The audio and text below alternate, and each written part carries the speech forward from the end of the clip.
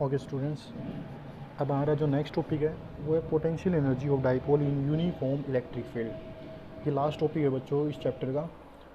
आपका जो इससे पहले वाला जो चैप्टर था उसमें हमने डाइपोल के बारे में पढ़ा था। डाइपोल को यूनिफॉर्म इलेक्ट्रिक फील्ड में रखा था। डाइपोल को यूनिफॉर्म इलेक्ट्रिक फील्ड में रखते हैं तो उसमें कितनी टॉर्क बनती है वो हमने पढ़ लिया है।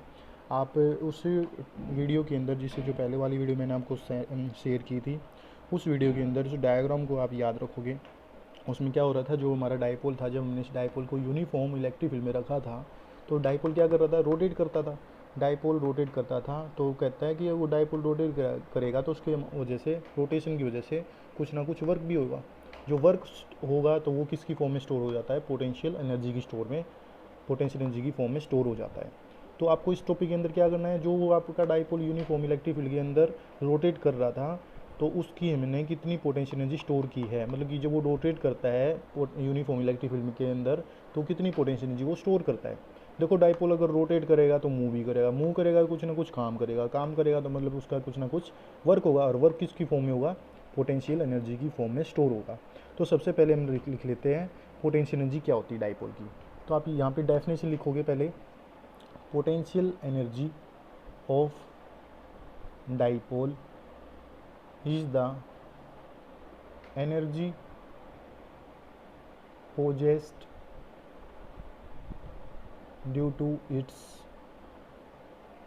ये वो एनर्जी होती है डाइपोल की। पोटेंशियल एनर्जी कौन सी एनर्जी होती है, जो एनर्जी पोजेस की है किसने, potential of a dipole is the energy possess by the dipole, dipole की वजह से जो एनर्जी पोजेस की गई है, ठीक है, ड्यू टू इट्स पोजीशन, उसकी पोजीशन की वजह से। तो पोटेंशियल एनर्जी डाइपोल क्या होती है, ये वो एनर्जी होती है डाइपोल की जो डाइपोल ने पोजेस कर रखी है ड्यू टू इट्स पोजीशन, अपनी पोजीशन की वजह से, ठीक है, in the electric field, in the electric field के अंदर, इलेक्ट्रिक फील्ड के अंदर जो आपका डाइपोल रखा था, उस डाइपोल ने जो अपनी एनर्जी पोजेस की है, जो अपनी एनर्जी बनाए रखी है अपनी पोजीशन की वजह से, जो उसने अपनी एनर्जी पोजेस कर रखी है, उस एनर्जी को हम उसकी पोटेंशियल एनर्जी बोलते हैं। अब देखो सपोज कर लिया था हमने, सपोज क्या किया था हमने, डाइपोल को यूनिफॉर्म इलेक्ट्रिक फील्ड में जब रखा था तो उस टाइम हमारे पास टॉर्क बनी थी। तो हम जानते हैं क्या, वी नो दैट, हमें पता है, क्या पता है, जो हमारी टॉर्क बनी थी वो बनी थी पी ई साइन थीटा।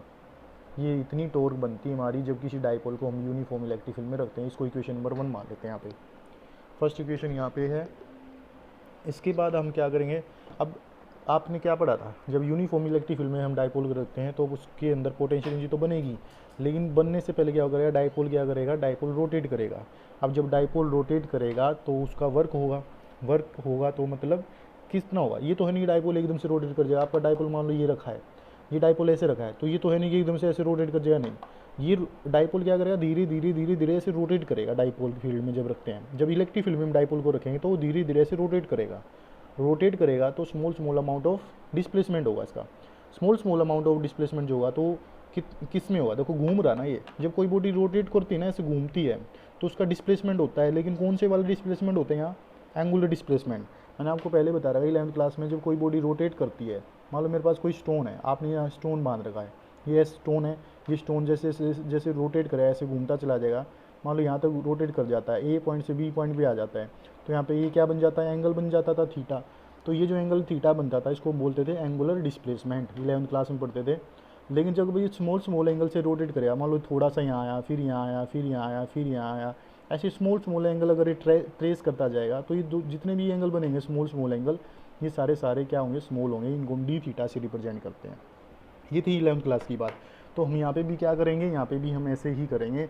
जो हमारा डाइपोल है वो क्या कर रहा है, वो रोटेट कर रहा है स्मॉल ऑफ एंगल से। तो हमारा जो स्मॉल एंगल से रोटेट कर रहा, तो हम यहाँ पे सिंपल सीधा लिख लेते हैं क्या, small amount of work done. हमारा small amount of work done होगा, कब होगा, इन रोटेटिंग हमारा small amount of work done होगा, कब होगा, जब हम रोटेट कराएंगे, in rotating the dipole through a small angle d theta. जब स्मॉल एंगल डी थीटा से आपका ये रोटेट कर जाएगा तो उस टाइम हमारा स्मॉल अमाउंट ऑफ वर्डन बन जाएगा। तो स्मॉल अमाउंट ऑफ वर्डन बन जाएगा तो वर्डन का फॉर्मूला आपको पता है बच्चों। वर्डन का फॉर्मूला देखो, एंगुलर डिस्प्लेसमेंट हो रहा है स्मॉल, डिस्प्लेसमेंट जब स्मॉल होगा तो वर्डन भी स्मॉल होगा। डी थीटा के लिए जो अमाउंट ऑफ वर्डन होगा कितना होगा, DW होगा। तो स्मॉल अमाउंट ऑफ डिस्प्लेसमेंट के लिए हमेशा स्मॉल अमाउंट ही वर्क होता है। तो आपको अब यहाँ पे क्या लिखना है, देयरफॉर दिस इम्प्लाई दैट जो आपका वर्डन है स्मॉल अमाउंट ऑफ वर्डन होगा। वर्डन होगा तो वर्डन का फॉर्मूला क्या होता है, फोर्स इंटू में डिस्टेंस। फोर्स कितनी है, फोर्स का काम कौन कर रहा है, टॉर्क एक फोर्स है। टॉर्क क्या किसका काम कर रही है, यहाँ फोर्स का काम कर रही है। ये टॉर्क जो है हमारी ये फोर्स का काम कर रही है। तो स्मॉल अमाउंट ऑफ वर्डन का फॉर्मूला क्या था, फोर्स इंटू में डिस्प्लेसमेंट कितने का हो रहा है, स्मॉल अमाउंट का हो रहा है डी थीटा का। ठीक है, तो ये तो हो गया हमारा स्मॉल अमाउंट ऑफ वर्डन। अब इसके अंदर हम वैल्यू पुट कर लेते हैं, फर्स्ट इक्वेशन पुट कर लेते हैं। फर्स्ट इक्वेशन क्या आई थी, PE साइन थीटा इंटू में डी थीटा, ये आ गया स्मॉल अमाउंट ऑफ वर्डन। हमें चाहिए टोटल अमाउंट ऑफ वर्डन, इसको इक्वेशन नंबर डाल देते हैं सेकंड। ये तो आ गया स्मॉल अमाउंट ऑफ वर्डन, हमें चाहिए total amount of work done. Total amount of work done निकालने के लिए क्या करना पड़ेगा, हमें इसको इंटीग्रेट करना पड़ेगा सेकंड इक्वेशन को, और लिमिट लेनी पड़ेगी थीटा की लिमिट देखो 2 लेनी पड़ेगी हमें यहाँ पे। कैसे, जब वो आपका डाइपोल ऐसे रखा था तो सपोज दैट उसकी इनिशियल लिमिट है θ1। ठीक है, तो क्या लिख लेते, सपोज जो इनिशियल लिमिट वो क्या है θ1, और फाइनल क्या मान लेते हैं, फाइनल लिमिट मान लेते हैं उसकी θ2। तो θ1 से θ2 लिमिट लेके हम क्या कर देंगे, इसको इंटीग्रेट कर देंगे। θ1 से θ2 लिमिट लेके इंटीग्रेट करेंगे। θ1 क्या है, इनिशियल लिमिट है, जब वो आपका एक पोजीशन पे रखा हुआ था डाइपोल फील्ड के अंदर। जैसे वो रोटेट करके दूसरी पोजीशन में आ जाएगा तो मान लिया उसका फाइनल डिस्प्लेसमेंट हो गया θ2। तो ये दो आपकी क्या है लिमिट है एंगल की, इन दोनों लिमिट को लेके आप इस सेकंड इक्वेशन को क्या कर दो, इंटीग्रेट कर दो। देयरफॉर हमें क्या निकालना, total वर्डन। Therefore total work done, अब हमें निकालना total वर्डन in rotating the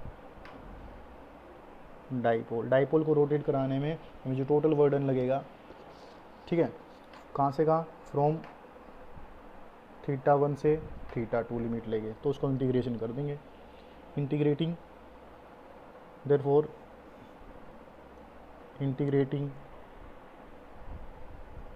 equation 2 को इंटीग्रेशन ले लेते हैं। स्मॉल अमाउंट ऑफ वर्डन का फॉर्मूला देखो, स्मॉल अमाउंट ऑफ वर्डन का इंटीग्रेशन करेंगे तो क्या हो जाएगा, W हो जाएगा। डिफरेंसेस इंटीग्रेशन एक दूसरे को कैंसिल कर देंगे तो यहाँ पे क्या बचेगा, W इंटीग्रेशन θ1 से θ2 इसकी लिमिट, DW की वैल्यू पुट करेंगे यहाँ पे PE साइन थीटा और डी थीटा। अब यहाँ पे ना कांस्टेंट क्वांटिटी को बाहर निकाल लेते हैं। कांस्टेंट क्वांटिटी क्या है, इसमें PE कांस्टेंट है, θ1 से θ2 लिमिट साइन थीटा इंटू में डी थीटा। ये आपको मैंने एक फॉर्मूला बताया था 11th क्लास में, एक आइडेंटिटी बताई थी बच्चों आपको साइन एक्स डी एक्स की।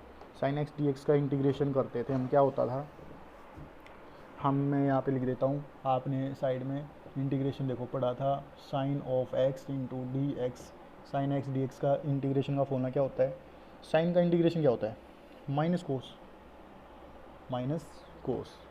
तो आपको ये आइडेंटिटी लगानी पड़ेगी यहाँ पे। जो हमारे ये वैल्यू आई है, यह क्या है, वर्क, किसके इक्वल चल रहा है बच्चों, ये चल रहा है वर्क के इक्वल। तो वर्क की वैल्यू कितनी है, W इक्वल टू PE θ1 से θ2 साइन θ1 से θ2 हमारी देखो। अब हम है ना ये आइडेंटिटी यूज़ करेंगे बच्चों। साइन एक्स डी एक्स का फॉर्मूला जो होता है वो माइनस कोस एक्स होता है। तो आप क्या करोगे, sine x into d x की वैल्यू होती है माइनस में कोस एक्स। ये आइडेंटिटी आप यूज़ करोगे यहाँ पे।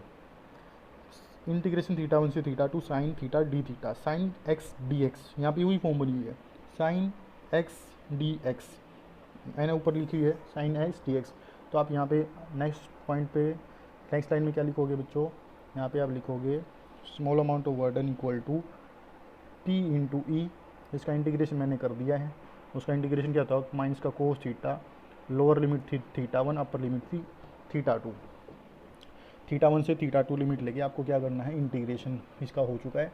अब upper limit minus lower limit put करेंगे, माइनस को बाहर निकाल लेते हैं, माइनस PE माइनस साइन बाहर आ जाएगा, कोस थीटा ऐसे कैसा, θ1 से θ2 लिमिट। आप क्या करेंगे, एक बार अपर लिमिट पुट करेंगे कोस में एक बार lower limit, upper limit put करो कोस थीटा 2 माइनस में लोअर लिमिट पुट करें कोस थीटा 1। ये सारी इंटीग्रेशन की बात है जो मैंने आपको 11th क्लास में बताई थी। ये डब्ल्यू की वैल्यू चली हुई है बच्चों।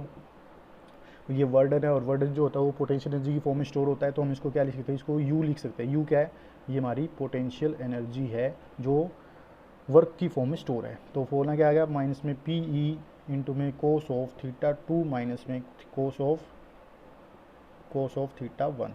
ये हमारा क्या आ जाएगा, ये हमारी पोटेंशियल एनर्जी स्टोर हो चुकी है इतनी। अब बस इसे स्पेशल केस ही जोड़ रहते हैं बच्चों, स्पेशल केस और करते हैं हम।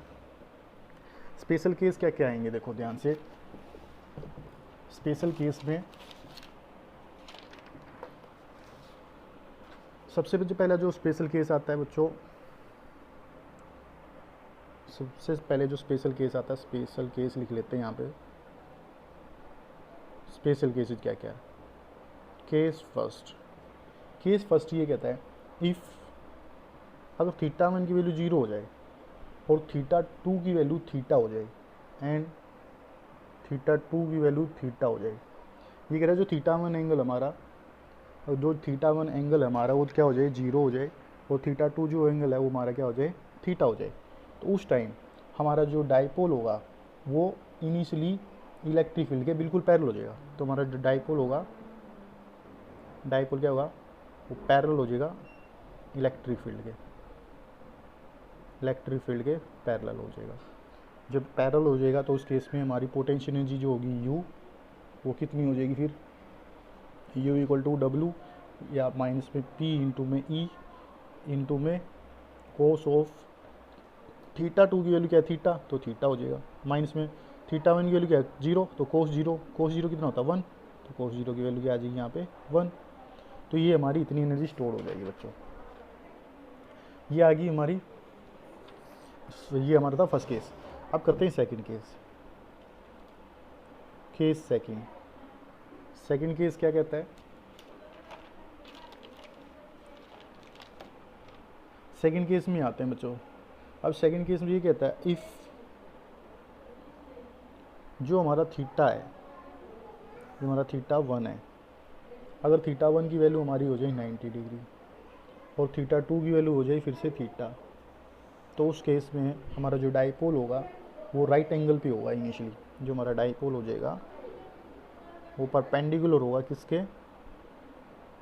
इलेक्ट्रिक फील्ड के जब परपेंडिकुलर हो जाएगा तो हमारा जो पोटेंशियल एनर्जी थी U equal to W equal to minus में P E cos of theta 2। देखो यहाँ पे थीटा 2 है, थीटा 2 की वैल्यू क्या रखनी है, अब थीटा 2 की वैल्यू थीटा ही रखनी है, लेकिन थीटा 1 की वैल्यू क्या रखनी है 90।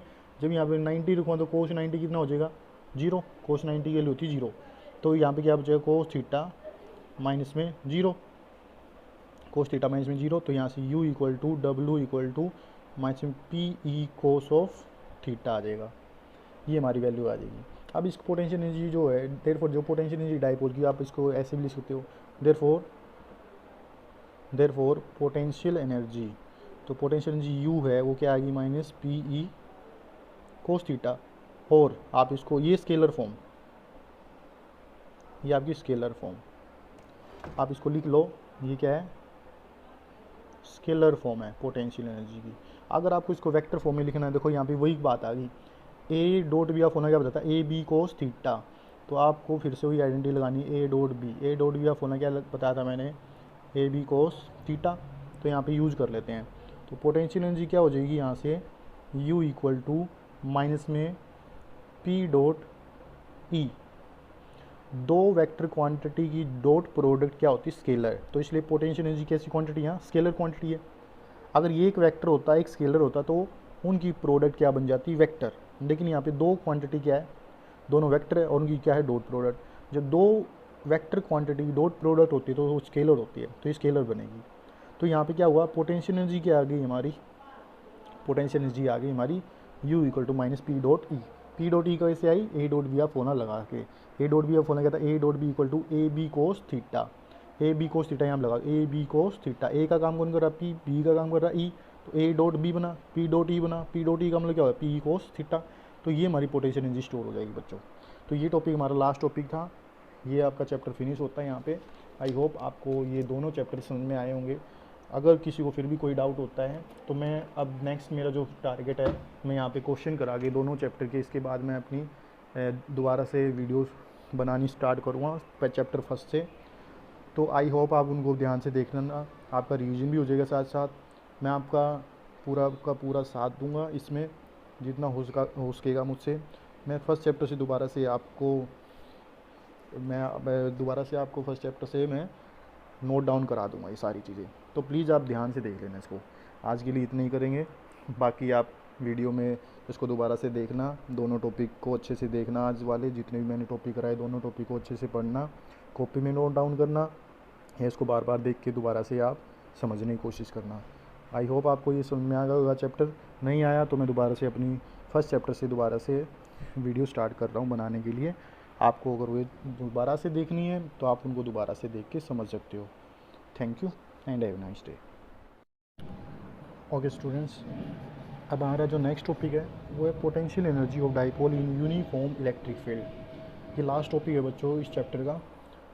आपका जो इससे पहले वाला जो चैप्टर था उसमें हमने डाइपोल के बारे में पढ़ा था, डाइपोल को यूनिफॉर्म इलेक्ट्रिक फील्ड में रखा था। डाइपोल को यूनिफॉर्म इलेक्ट्रिक फील्ड में रखते हैं तो उसमें कितनी टॉर्क बनती है वो हमने पढ़ लिया है। आप उस वीडियो के अंदर, जिससे जो पहले वाली वीडियो मैंने आपको शेयर की थी, उस वीडियो के अंदर उस डायग्राम को आप याद रखोगे।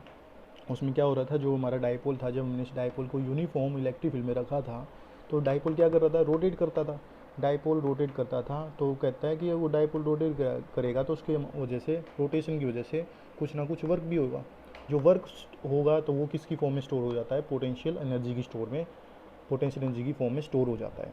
तो आपको इस टॉपिक के अंदर क्या करना है, जो आपका डाइपोल यूनिफॉर्म इलेक्ट्रिक फील्ड के अंदर रोटेट कर रहा था तो उसकी हमने कितनी पोटेंशियल एनर्जी स्टोर की है, मतलब कि जब वो रोटेट करता है यूनिफॉर्म इलेक्ट्रिक फील्ड के अंदर तो कितनी पोटेंशियल एनर्जी वो स्टोर करता है। देखो डाइपोल अगर रोटेट करेगा तो मूव भी करेगा, मूव करेगा कुछ ना कुछ काम करेगा तो मतलब उसका कुछ ना कुछ वर्क होगा, और वर्क किसकी फॉर्म में होगा, पोटेंशियल एनर्जी की फॉर्म में स्टोर होगा। तो सबसे पहले हम लिख लेते हैं पोटेंशियल एनर्जी क्या होती है डाइपोल की। तो आप यहाँ पे डेफिनेशन लिखोगे पहले, potential energy of dipole is the energy possessed due to its, ये वो एनर्जी होती है डाइपोल की पोटेंशियल एनर्जी। कौन सी एनर्जी होती है, जो एनर्जी पोजेस की है किसने, potential of a dipole is the energy possess by the dipole, dipole की वजह से जो एनर्जी पोजेस की गई है, ठीक है, ड्यू टू इट्स पोजीशन, उसकी पोजीशन की वजह से। तो पोटेंशियल एनर्जी डाइपोल क्या होती है, ये वो एनर्जी होती है डाइपोल की जो डाइपोल ने पोजेस कर रखी है ड्यू टू इट्स पोजीशन, अपनी पोजीशन की वजह से, ठीक है, in the electric field, in the electric field के अंदर, इलेक्ट्रिक फील्ड के अंदर जो आपका डाइपोल रखा था, उस डाइपोल ने जो अपनी एनर्जी पोजेस की है, जो अपनी एनर्जी बनाए रखी है अपनी पोजीशन की वजह से, जो उसने अपनी एनर्जी पोजेस कर रखी है, उस एनर्जी को हम उसकी पोटेंशियल एनर्जी बोलते हैं। अब देखो सपोज कर लिया था हमने, सपोज क्या किया था हमने, डाइपोल को यूनिफॉर्म इलेक्ट्रिक फील्ड में जब रखा था तो उस टाइम हमारे पास टॉर्क बनी थी। तो हम जानते हैं क्या, वी नो दैट, हमें पता है, क्या पता है, जो हमारी टॉर्क बनी थी वो बनी थी PE sin थीटा। ये इतनी टॉर्क बनती है हमारी जब किसी डाइपोल को हम यूनिफॉर्म इलेक्ट्रिक फील्ड में रखते हैं। इसको इक्वेशन नंबर 1 मान लेते हैं। यहाँ पे फर्स्ट इक्वेशन यहाँ पे है। इसके बाद हम क्या करेंगे, अब आपने क्या पढ़ा था, जब यूनिफॉर्म इलेक्ट्रिक फील्ड में हम डाइपोल रखते हैं तो उसके अंदर पोटेंशियल एनर्जी तो बनेगी, लेकिन बनने से पहले क्या करेगा, डाइपोल क्या करेगा, डाइपोल रोटेट करेगा। अब जब डाइपोल रोटेट करेगा तो उसका वर्क होगा तो मतलब कितना होगा, ये तो है नहीं डाइपोल एकदम से रोटेट कर जाएगा। आपका डाइपोल मान लो ये रखा है, ये डाइपोल ऐसे रखा है, तो ये तो है नहीं कि एकदम से ऐसे रोटेट कर जाएगा, नहीं, ये डाइपोल क्या करेगा, धीरे धीरे ऐसे रोटेट करेगा। डाइपोल फील्ड में जब रखते हैं, जब इलेक्ट्रिक फील्ड में हम डाइपोल को रखेंगे तो वो धीरे धीरे ऐसे रोटेट करेगा तो स्मॉल अमाउंट ऑफ डिस्प्लेसमेंट होगा इसका। स्मॉल अमाउंट ऑफ डिस्प्लेसमेंट जो होगा तो किस में होगा, देखो घूम रहा ना, ये जब कोई बॉडी रोटेट करती है ना, ऐसे घूमती है तो उसका डिस्प्लेसमेंट होता है, लेकिन कौन से वाले डिस्प्लेसमेंट होते हैं यहाँ, एंगुलर डिस्प्लेसमेंट। मैंने आपको पहले बता रहा है 11th क्लास में, जब कोई बॉडी रोटेट करती है, मान लो मेरे पास कोई स्टोन है, आपने यहाँ स्टोन बांध रखा है, ये स्टोन है, ये स्टोन जैसे रोटेट करे ऐसे घूमता चला जाएगा, मान लो यहाँ तक रोटेट कर जाता है, ए पॉइंट से बी पॉइंट पे आ जाता है, तो यहाँ पे ये क्या बन जाता है, एंगल बन जाता था थीटा। तो ये जो एंगल थीटा बनता था इसको बोलते थे एंगुलर डिस्प्लेसमेंट, 11th क्लास में पढ़ते थे। लेकिन जब भी स्मॉल एंगल से रोटेट करेगा, मान लो थोड़ा सा यहाँ आया, फिर यहाँ आया, फिर यहाँ आया, फिर यहाँ आया, ऐसे स्मॉल एंगल अगर ये ट्रेस करता जाएगा तो ये जितने भी एंगल बनेंगे स्मॉल एंगल, ये सारे क्या होंगे, स्मॉल होंगे। इनको डी थीटा से रिप्रेजेंट करते हैं। ये थी 11th क्लास की बात। तो हम यहाँ पे भी क्या करेंगे, यहाँ पे भी हम ऐसे ही करेंगे। जो हमारा डाइपोल है वो क्या कर रहा है, वो रोटेट कर रहा है स्मॉल ऑफ एंगल से। तो हमारा जो स्मॉल एंगल से रोटेट कर रहा, तो हम यहाँ पे सिंपल सीधा लिख लेते हैं क्या, small amount of work done. हमारा small amount of work done होगा, कब होगा, इन रोटेटिंग हमारा small amount of work done होगा, कब होगा, जब हम रोटेट कराएंगे, in rotating the dipole through a small angle d theta. जब स्मॉल एंगल डी थीटा से आपका ये रोटेट कर जाएगा तो उस टाइम हमारा small amount of work done बन जाएगा। तो small amount of work done बन जाएगा। तो वर्क डन का फॉर्मूला आपको पता है बच्चों, वर्क डन का फॉर्मूला देखो, एंगुलर डिस्प्लेसमेंट हो रहा है स्मॉल, डिस्प्लेसमेंट जब स्मॉल होगा तो वर्क डन भी स्मॉल होगा। डी थीटा के लिए जो अमाउंट ऑफ वर्क डन होगा कितना होगा, डी डब्ल्यू होगा। तो स्मॉल अमाउंट ऑफ डिस्प्लेसमेंट के लिए हमेशा स्मॉल अमाउंट ही वर्क होता है। तो आपको अब यहाँ पे क्या लिखना है, देयरफॉर दिस इम्प्लाई दैट जो आपका वर्क डन है small amount of work done होगा। वर्क डन होगा तो वर्क डन का फॉर्मूला क्या होता है, फोर्स इंटू में डिस्टेंस। फोर्स कितनी है, फोर्स का काम कौन कर रहा है, टॉर्क एक फोर्स है।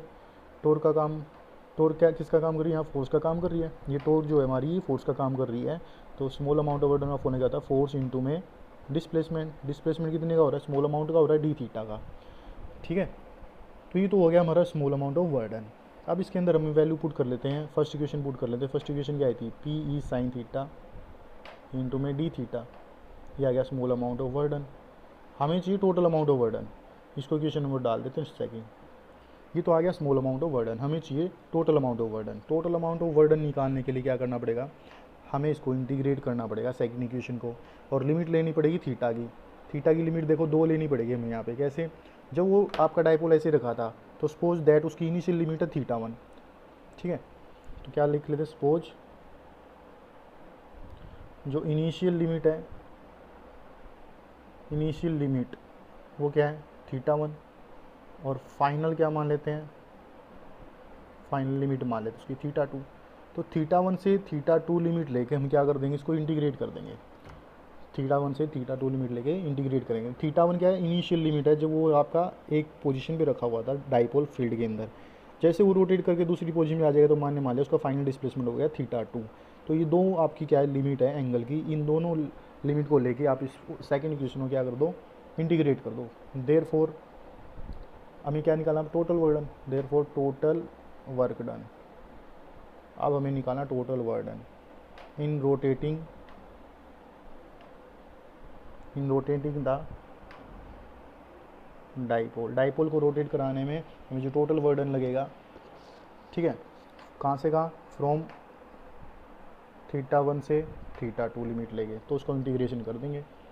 Integrating therefore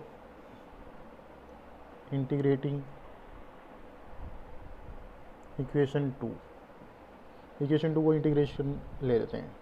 small amount of work done का फॉर्मूला देखो, small amount of work done का इंटीग्रेशन करेंगे तो क्या हो जाएगा, डब्ल्यू हो जाएगा। डिफरेंसेस इंटीग्रेशन एक दूसरे को कैंसिल कर देंगे तो यहाँ पे क्या बचेगा, डब्ल्यू।